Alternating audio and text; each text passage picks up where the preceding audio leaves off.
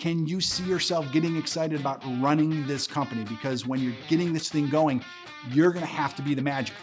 And then you want it to pass through these two filters. So if you can't see that happening with an idea, if it doesn't make it through these two gates, then you're not gonna wanna move forward with this business. Now, let me share with you a method that I use for evaluating any potential opportunity. It's something I call the in and out recipe, and it has nothing to do with hamburgers or cheeseburgers. This is actually a framework that I rely on every single time I'm considering whether to start something new or if somebody else brings me an idea. So think of it as a series of gates or filters that an idea has to pass through before we ever give it serious attention, before we move from interested to committed. So the first gate is my Ikigai filter, right? We've talked about it a lot, but this is like alignment with who I am, with what drives me and what I love to do. So I ask myself a few key questions right out of the gate. First, do I like the idea of running this business, or would I actually love it? And this is critical because in business, there's a big difference between liking it and loving it. If I don't see myself loving the process of running, growing, scaling this company, then it's pretty much a hard stop. Passion fuels energy, resilience, and creativity, and I think that's essential in business. So if I can't see myself truly loving it, I just disregard the idea almost immediately. Saying no is important, and I've gotten pickier as my net worth has gone up. So for you, I want you to be a little picky here, but if you're totally new to this, then I don't want you to be so picky that you never get off of first base. Next, I ask myself, could I see myself being good at this? Or maybe even great at this? I think it's important to be honest here, and we're going to assess if this is something that we could, excel at. If I don't believe that I truly be capable of delivering a ton of value, then it's not worth pursuing. And then finally, I ask, does the world need this, or is the world starving for this? And this is the test for demand. I want to know that this business wouldn't just be a nice to have, but something that the market is hungry for. If I can't see a strong demand or need for it, then I'm gonna stop right there. So to pass this first gate, this Ikigai filter, a business has to score high on love, skill, and need. And in practice, if I'm looking at 100 business ideas, opportunities, maybe only 10 are gonna pass through this Ikigai gate and come out the other side. And then we're on to the resource filter. So once a business has passed through my Ikigai filter, it has to get through the second gate, the resource filter. So this is where I'm gonna look at what the business will require from me in terms of time and money, and then what it's likely to give me back in terms of time and money. I start by asking myself, how much money am I gonna need to put into this business to get it going? Am I gonna have to put a large sum up front, or maybe I can spread the investment out over time, over months or years? Or can I cash flow it? Meaning, can I fund it with operational revenue over the next 1 or 2 years rather than putting in a large lump sum? Then you're gonna wanna look at the flip side. How much money are you likely to get out?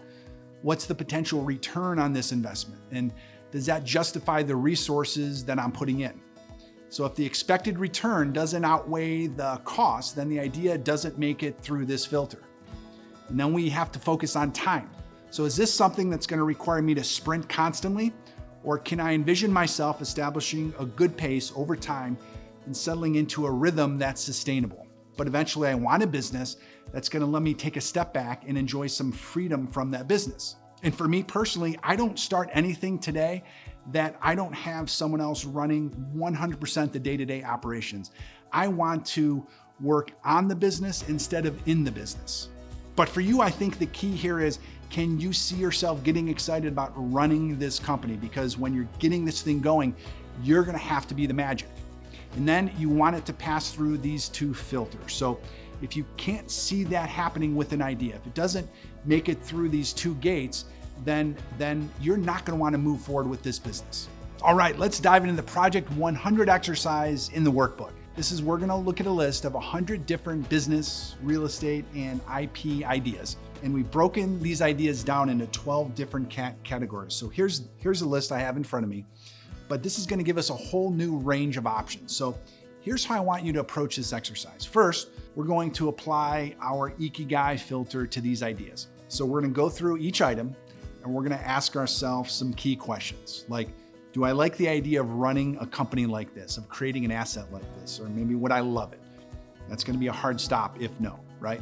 And then we're going to ask ourselves, could I see myself being good at this, or could I be great at this? And then we're going to ask ourselves the question, does the world need this? Do I believe the world could use this? Or maybe is the world starving for this? And so if that doesn't pass, if these businesses don't pass that initial Ikigai filter, then it's out. So as we go through this list, you might come across certain items like real estate, right? And I look at real estate as a broad category, and I love the whole idea of real estate. I love, for example, residential rental properties or vacation, Airbnb, VRBO. I love commercial real estate. So I've circled a few of these. These things really grab me because of their income potential and just my ability to be creative, to use my Ikigai, which is creating new ideas, bringing new things to life. I can definitely apply them here. And I personally love to travel, right? I think one of the best parts about life is just experiencing the world with people you love. So I know that I could be good at these things. So go through the list, circle individual business or asset ideas, or even the entire category if you like. The first step is simply about identifying what excites you, what feels right, and what aligns with your Ikigai. And then once we've completed the Ikigai filter, we're gonna move on to the resource filter. So this is where we're gonna think a little bit more critically. So out of the ideas that you've circled, start evaluating each one in terms of resources, so time and money. And so as you go through this, I really want you to remember, you're probably gonna boil this down to maybe 3 different ideas. And then I don't even want you thinking about starting 3 businesses at once. You're gonna really have to circle one main idea that you're gonna actually take a step and take action on. You're going to have to let the cream rise to the top here. So you're gonna find one that resonates with you the most, the one that you feel drawn to pursue. This is the one that you're gonna be thinking about, planning around, even praying about. So go through this process thoughtfully. We're trying to find one asset that aligns with our strengths, our interests, and our resources. So take your time and really let the cream rise to the top.